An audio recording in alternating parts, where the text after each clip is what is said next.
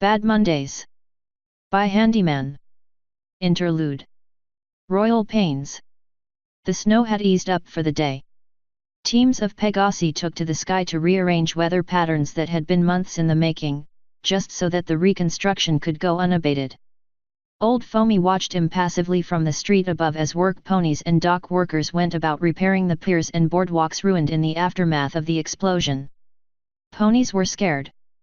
They had every right to be, since they had all felt it. The terrible explosion that had obliterated a warehouse and reduced the fine houses of the traveling merchant class to bare skeletons. The shockwaves that had rolled out and shook the city. The terrible, awful whispering that had been louder than the roars of cannons, clawing away at the inside their ears with a cold iciness that made the skin crawl to recall. Foamy didn't, for Foamy had been prepared. He chewed the pipe held in his lips as he thought about it. It had been necessary, and it had worked. That human had been nothing but trouble, and now he was out of his mane. Plus he had taken the equestrian dandies with him, while the Viceroy's pet hounds had spirited away the poor colt at the center of Foamy's little ruse. He turned away and smiled. He had to be getting back. A lot of families were dispossessed, and old Foamy had stepped up to provide shelter for a select few, including a few particular loudmouths who didn't know well enough to keep their muzzles shut. All the while, little plans and machinations whirled in his old, weary brain. Come spring, he would be the richest pony in Blackport, and if he had his way, the most important pony in the eastern seas. Dash equals dash. The unicorn fell to the ground, coughing violently. He spat up a small bit of blood that stained the cold, unforgiving stone floor, chuckling despite the pain. Oh come on, friends, is this any way to try? A kick to the barrel quickly shut him up. Ghost Rider looked down at the pitiful sight while Windchill stood at the back of the cell with the two black guards, watching impassively, his face impossible to make out under his hood in the already poor light. Chains rattled as Jacques shuffled to the wall to help him sit up. So. Jacques managed through breaths, I take it this isn't another social call. You chose poorly, Jacques.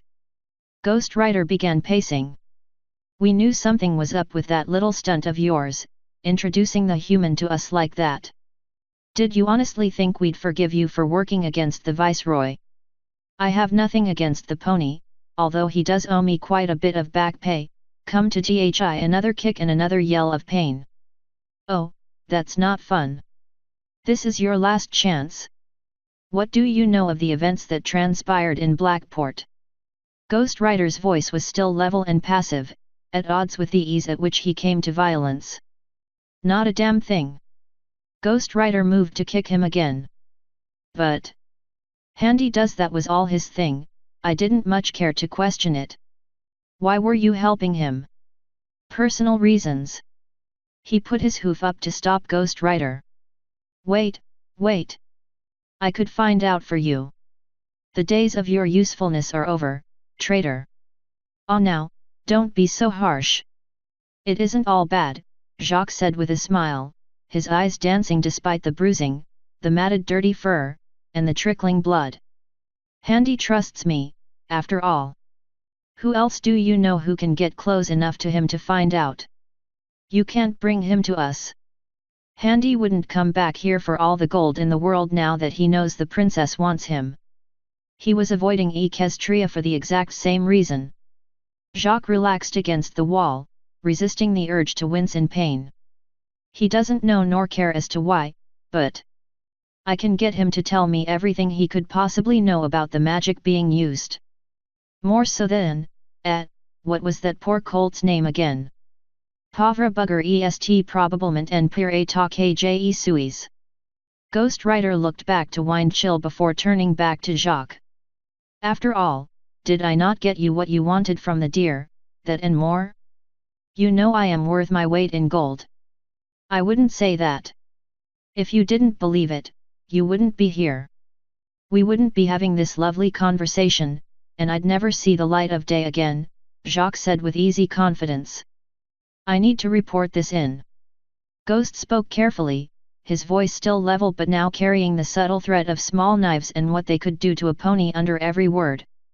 Mind you, Jacques, you will be going nowhere without some pony of my choosing tailing you. I'm sorry, but I work best on my own, Jacques replied with a frown, then roared in pain as Ghost put pressure down on one of his legs. There is no negotiation here, there is no reward, and you will do as we say. You are in no position to bargain, make demands, or to make any decisions. You cannot win here. He pressed down harder. Jacques grunted in pain, biting down to keep it in, his breath coming in hisses through clenched teeth. Is that clear? Jacques looked up at Ghost with hate-filled eyes. Looking behind him to the other ponies on the far side of the cell, he saw the blackguard over Windchill's withers. He saw the small flash of green over its eyes beneath its helmet. He looked back over at Ghost, maintaining his angry expression before, with difficulty, returning to his normally calm expression. And with a wavering voice, so convincingly like that of a stallion who knew he had been beaten but wished to save face, spoke. Sea crystal. Dash equals dash. The dust of the hard earth whipped past them as they rode on the open-top train car. The lumber lashed to the flat bed behind them rattled with the train's motions as she sat there, watching the hard, dry landscape of the Badlands fly by. It was cold, but she knew that was mostly wind chill. Winter didn't hit the Badlands like it did everywhere else, for the weather here was wild and untamed. Some would say even untamable, which was why it had never been fully colonized despite being claimed by neighboring kingdoms for centuries.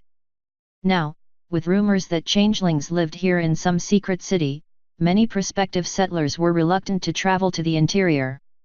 That didn't mean ponies didn't still brave the inhospitable climes.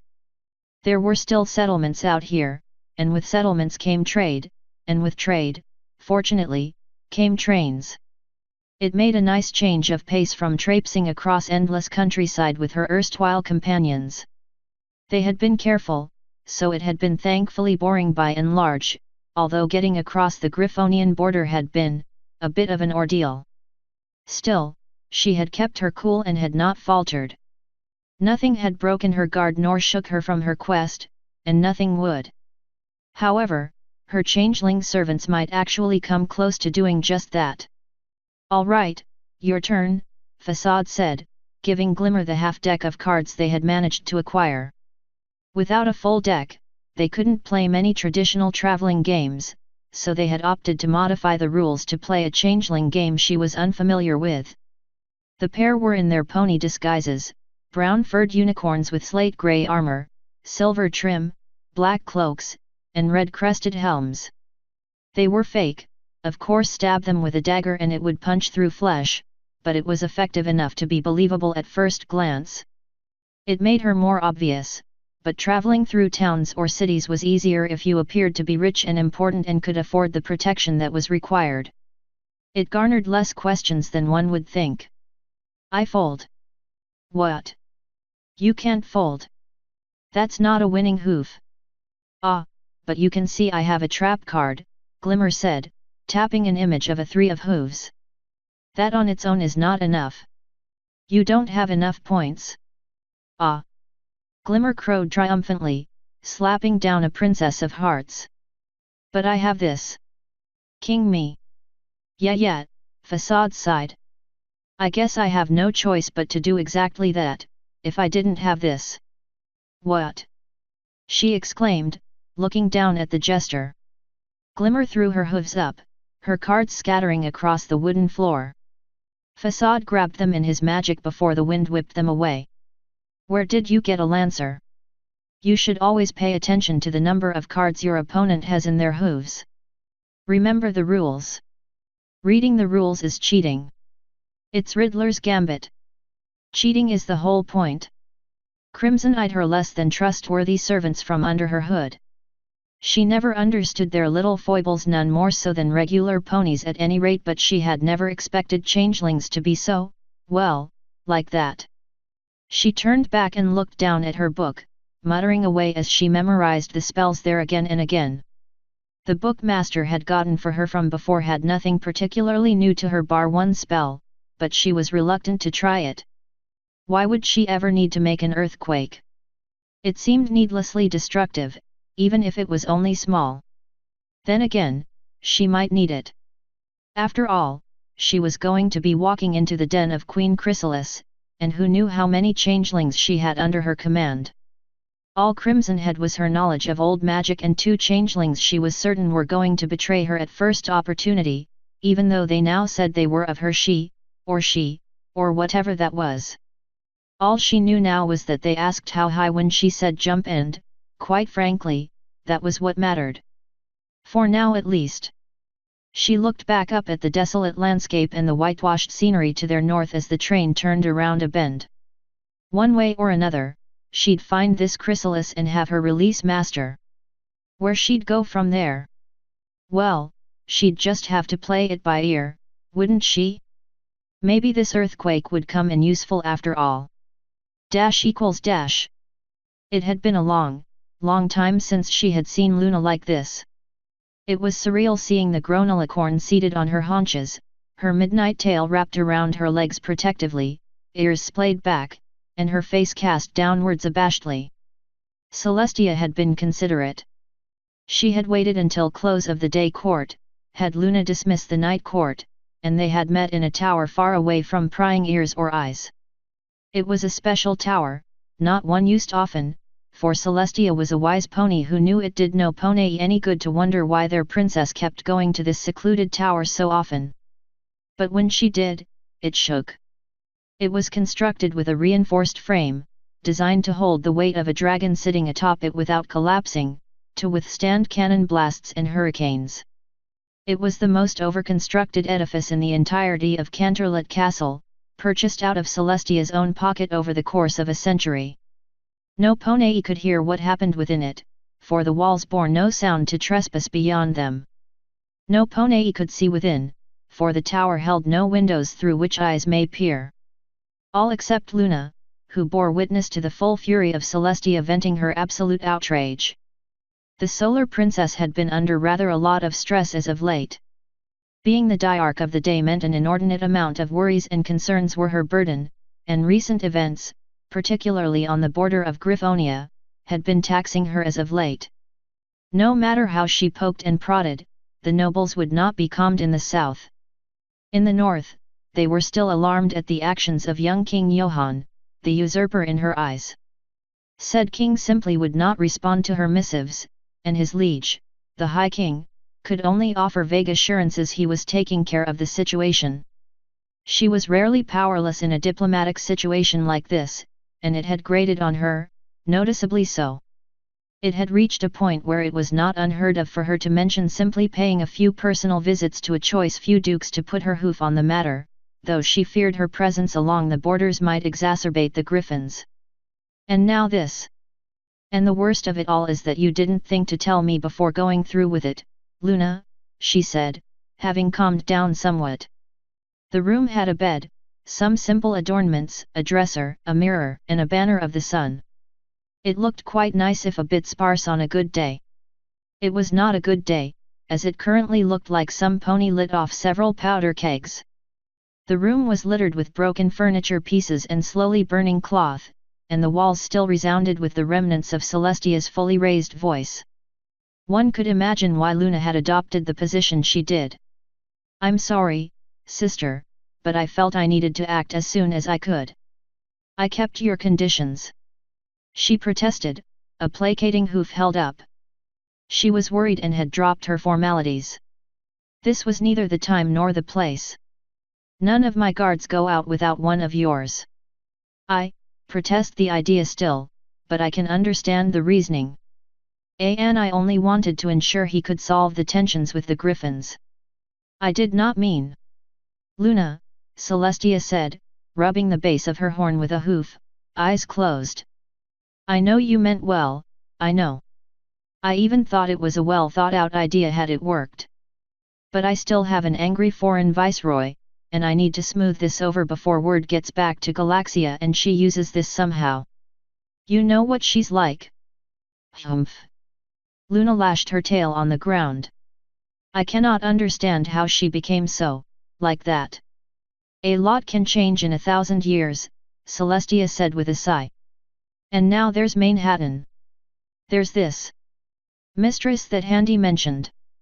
Yes, though I do not know to whom it refers. Still, it appears to center on that strange magic our guards seem to encounter when the human is involved. We have found several artifacts and writings that belonged to the pony in Manhattan. Manhattan? Celestia groaned. De la Main. I'd rather not be reminded. Go on. That's all I have. They're being brought to Canterlot under guard. We won't know more until we have a chance to see them. Celestia looked thoughtful at that. And there's something else. What is it? Celestia asked, broaching the silence that lingered after Luna's words. They're bringing a pony. He seemed to be at the center of it all. The human did something to him. We don't know what. What do you mean? He has no memories, Tia. His mind is gone. Luna's voice was somber. While he was in custody in Manhattan, I entered his dreams. I saw nothing but emptiness and fear. I could not coax anything from him, to have him reveal anything. Tia, I don't think there was anything there to reveal. That had left them both quiet for a time. Celestia's regal mask was back on and unreadable, but Luna knew her well enough that for her to wear it while in private like this was a sign she was really disquieted over something. Are you sure they were not just repressed? She asked finally. Luna shook her head slowly. There'd still be something, yet in his case there was nothing. Even though he still has his cutie mark and can still speak, he does not know who he is, has no name, and none of the guard knew who he is bar one. Then how do we know he is involved at all? Because of where he was found, since the human left him there, injured and helpless amidst the arcanum we have confiscated. And while the extent of the human's involvement is as yet unknown, he wasn't the one destroying a part of Manhattan. This pony was. Yet no pony can even remember his name or anything about him other than anecdotal evidence and where they found him. That is correct. Luna's voice wavered under the implications Celestia's tone raised. You can still track his movements? Sir Handy, that is. Do you know where he is heading? Yes, of course. I have the guards set to fetch after him at once. I do not know how he got out of Manhattan, but I will not let him roam across Equestria unchecked. Luna slammed her hoof down. Call them off. What? Luna was incredulous, her wings raised slightly from her sides in surprise. Celestia simply smiled. Hold them back, but have them follow him. Just to make sure he doesn't do anything else. But sister, you cannot be serious.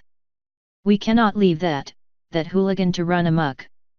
As I recall, Luna, doing things your way resulted in explosions and accusations of incursions by the Enclave's viceroy, Celestia said with a deadpan. Luna's ears flattened back against her head. The only thing we know for sure is that we have no idea what exactly is involved, what the stakes are. We do not know what Galaxia's interest is, if the report of how the Viceroy's agents acted in Blackport is anything to go by. Honestly, between her and Rosetta, we do not know Handy's intentions or role in all of this. We do not know what this old magic is, nor do we know who this mistress is, and our only clue is a pony who cannot recall his own name and scraps of paper the Marquis mages couldn't decipher. What are you getting at, sister? I am suggesting we try a different approach. You have tried approaching him to talk, yes.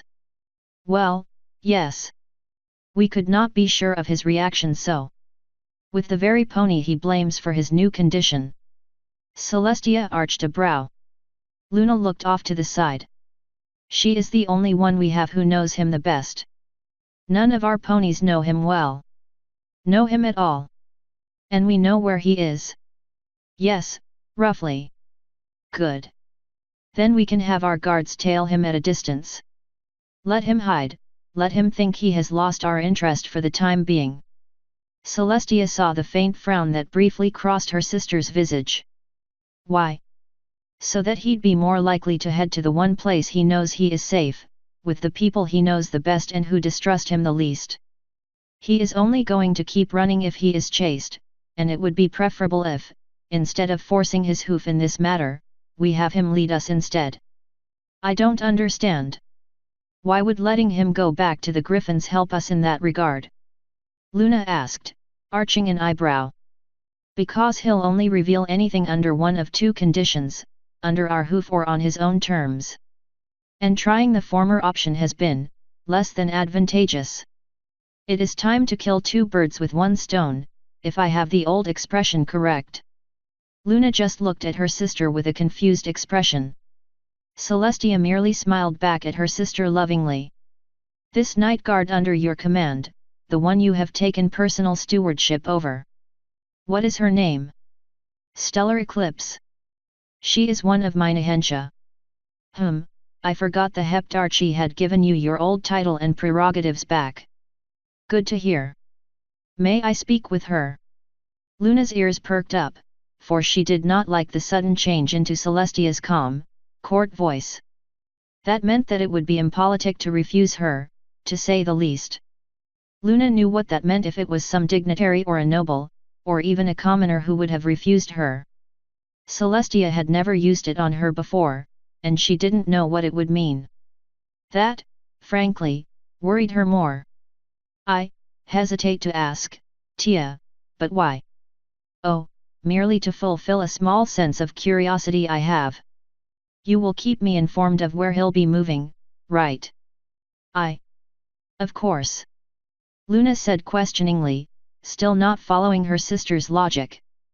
Celestia's mask dropped, her voice returned to normal, and her smile became more genuine. Thank you, Lulu. I know how much this has been bothering you. Please, just let me try it my way for now. But ponies will be. Reassured, Celestia interrupted, calmly walking to the door, I'll be visiting the Marquis myself and inspecting Maynaden's recovery. Everything will soon be under control, and there will be nothing to worry about. I will then smooth things over with the Viceroy. You're not going to? Oh, I will. It will be good to get out of the castle for a while, She hummed to herself, stopping to rub her chin in thought. Although, that will leave the duties of day-to-day affairs in your capable hooves. Luna's face blanched. But, all of it? For how long? Long enough to keep you out of trouble, Celestia said with mischief in her eyes, quite a sharp contrast to the raging inferno and the invective-spewing ball of aggravation she had been merely moments before. Now, I don't want to see so much as a button out of place on the throne pillows, do you hear me, Lulu? Luna spluttered. Between Celestia's sudden playfulness and the reality of what she was suggesting, she was left reeling. There were many things Celestia could have done to Luna for the absolute mess this had all become, but it took a certain level of class to kick some pony upstairs as a means of punishment. You don't see being left in charge of everything with the subtle threat that all had better be squeaky clean by the time your sister got back as a punishment? Well then, how about you go and get an entire country dumped on your shoulders all of a sudden and see how well you cope? It shouldn't take me long, and, do hold off on replying to anything Galaxia sends, would you? Unless it's really urgent. Sister, you can't. This is to keep your mind off of things. Celestia gently placed a hoof on her sister's shoulder. You have been focusing an inordinate amount of time and energy on this problem. I am beginning to worry. But if he can really come back from the dead? My tracer can't be obfuscated like that otherwise. I just... see? That's what I am worried about. No, Luna, I do not believe he is this agent provocateur from some foreign invader, nor do I believe the innumerable, contradictory stories we hear, not even if they come from his own mouth. I have met with him and have seen his reaction to some pony-like discord. You are fretting needlessly. All I see is a creature of strange abilities involved in things of interest to several powers, dangerous things we are dangerously unaware of. Force and coercion are not what is called for here. Tact, subtlety and, most importantly, diplomacy is. Mayhap I will drop by this Countess Heartfire for a spell after all. But he is still a danger that is loose in Equestria.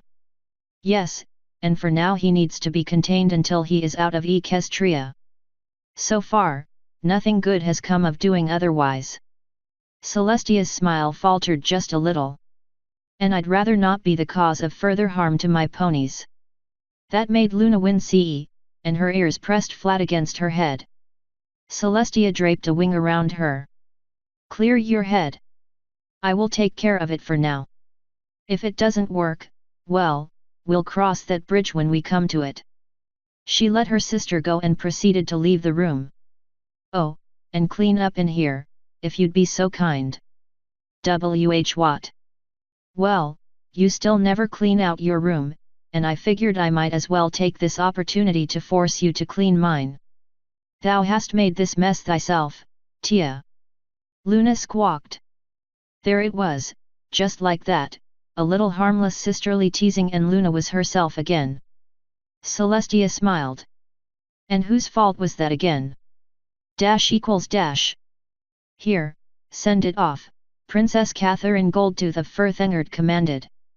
The royal courier and his escort looked at each other, uncertain of whether they should actually follow their princess commands. Then, with a smile, she leaned forward. One day I will be queen, and you two will still be where you are. You wouldn't want me to have a good reason to remember you for denying me on such an important matter, now would you? With shaking heads and muttered apologies, the two griffins took flight and left the courtyard, leaving bewildered-looking guards upon the ramparts. Catherine smiled to herself and turned to walk inside, prepared to face the oncoming. Catherine! There we go, right on time.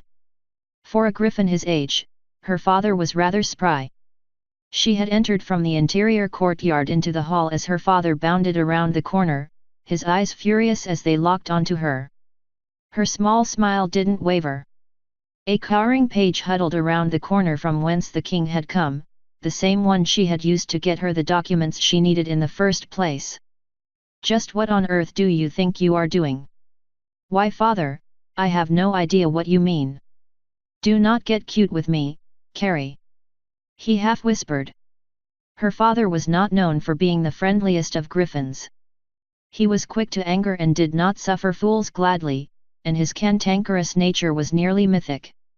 Yet for all of that, things got done when he wanted them to, and what he wanted done right now was Catherine to be demure and contrite for her transgressions. She continued to smile. I will have none of it, do you hear? Go after them. Two guards immediately obeyed their king, running outside and taking to the air, flying after the courier she had just sent.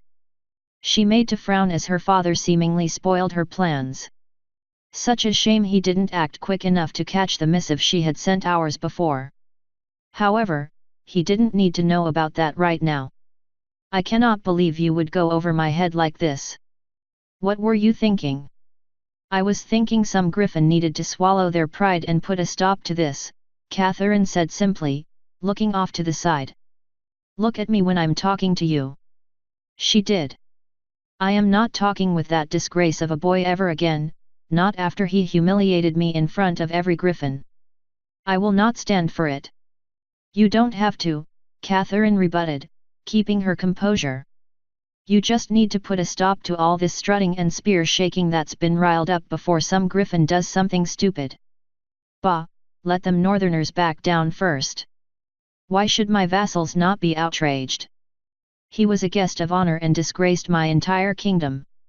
Granted, she replied diplomatically and without further comment, however biting she would have liked them to be, but he at least is sending missives and trying to make amends for his shortcomings. How did you find out about those? I occasionally like to pretend I am a chambermaid and go rummaging through other griffins' personal effects, she replied sardonically. Her father leveled an unamused gaze at her. What? You were never going to read them, nor any of the others. What harm did I do? You. He gestured with a claw towards her face, shaking it, at a loss for words and reluctant to yell his daughter's ears off. She didn't like to rile up her father like this, but he was being idiotic.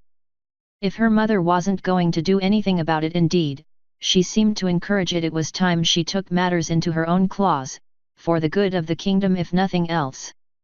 You will retire to your chambers, he said at last, his jaw set in place and his glare withering. She did not bear her smile any longer. I will drag back those griffins you tricked into sending off, I will read what you wrote, and we will have words. All very much things she could withstand. Your mother will hear of this. Now that was a threat. Catherine actually balked at it.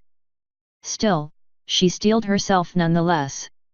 It was going to be an inevitable consequence of her actions and would be nothing compared to their fury when they realized her true deceit.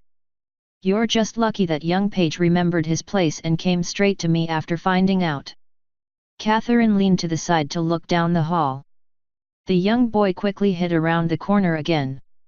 She then looked back to her father. She said noncommittally. The king simply pointed and, resigning herself, she marched off down the hallway as her father's indignant apoplexy fueled what would become the first of many rants and interminable muttering complaints about every little thing. He'd do those anyway, but when he was in a better mood, at least he wouldn't be so angry about it. She turned the corner and paused by the frightened-looking page looking up at her with wide eyes. She smiled and rustled the feathers on his head before continuing on. The boy had been instrumental in getting her access to her father's letters in the first place. The least she could do was order him to inform on her so he wouldn't be punished. Growing up alone and isolated in the castle did not make much time for friends, so she made do with the children of the castle servants, many of whom had long since adopted the roles of their parents.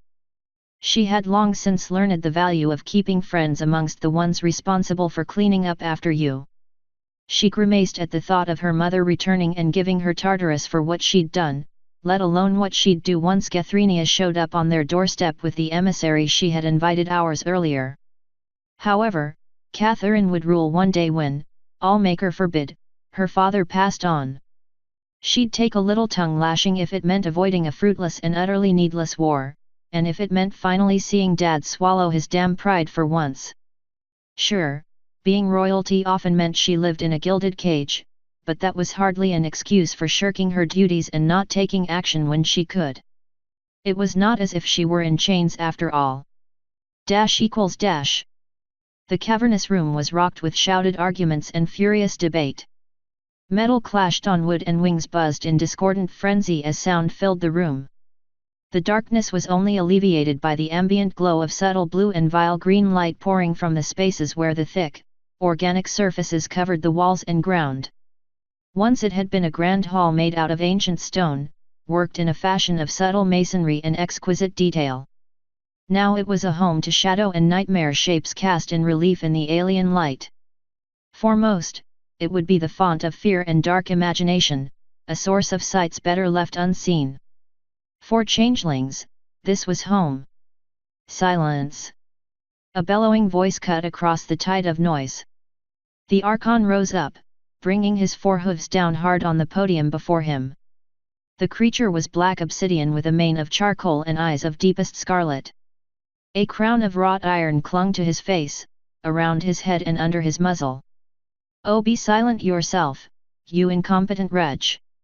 A hacking, coughing voice called out from the darkest corner above, unseen behind the covers of its palanquin and its implacable guards. "You have no right to be calling proceedings. I have more right than any of you, spectral." The Archon bellowed back, pointing an accusatory hoof.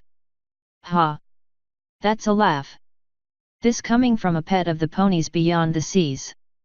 We might as well bow to the whelp Chrysalis," a nameless queen spoke up from across the forum. He had yet to learn her name and didn't care to. Still, it was amusing to see some ling so young have the audacity to call an established queen, no matter how disgraced, a whelp. However, that had done it, and whatever attention the Archon had managed to draw gave way to a tsunami of new arguments from every petty ruler of the changelings that had gathered there. "I have the most changelings under my command. Lepidopolis is mine by right. Bow to me. Underfed, overworked locusts the lot of them, not fit to stand let alone rule.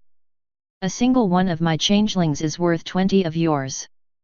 I can buy and sell any of your colonies out from under you. None of my changelings want for anything. You are all tyrants and fools, squabbling over the right to rule or to command. You should all be cast down to a ling and the cities rise up to take their place in a great and free republic where every ling will be fed. All under your leadership, I imagine. Scoffed another. We all know how that game is played, small thing. Just because your lings are the only ones foolish enough to believe your deceits doesn't mean ours will. We are at least honest in our dominion. Honesty. Coming from a harlot who rules over whores. Says the beast who rules over mongrels. The Archon fumed. This was getting nowhere. If he was to get what he came for, he'd need to draw their attention. He'd need a common point upon which they could all agree and all stand. The hall was awash with dozens of powerful changelings and dozen more heads of minor colonies and free cities. All of them were jockeying for position and prestige above the other, all of them coming just short of blows. Never in his life, or any of theirs he imagined, would they have thought something like this could have taken place. But then Chrysalis had to reclaim Lepidopolis and assert her claim. That could not go unchallenged or unanswered. And so it was, he decided, that it wouldn't. Bring her out, he ordered. A silver-helmed changeling by his side flew off to give the orders. The great doors of the hall swung open, briefly silencing the room as they revealed the sorry figure of the fallen queen being led into their midst. Her wings were bound and her chains dragged across the ground with each movement. The unnecessarily large and heavy iron collar about her neck chafed and tore at her dermis. With each step she took, the clamor built and built until it reached a crescendo of invective and vicious hatred. The Archon smiled to himself in satisfaction as at long last he focused their attention on something long enough to get some work done. The coughing crone behind her sheets of satin far up on the forum sat silent in her palanquin, and the young queen across the forum was silent, glancing vindicatively at him before returning her attention to the sight before her. It was all Chrysalis could do to stand there and withstand their scorn. And look up at them with all the hatred of the void.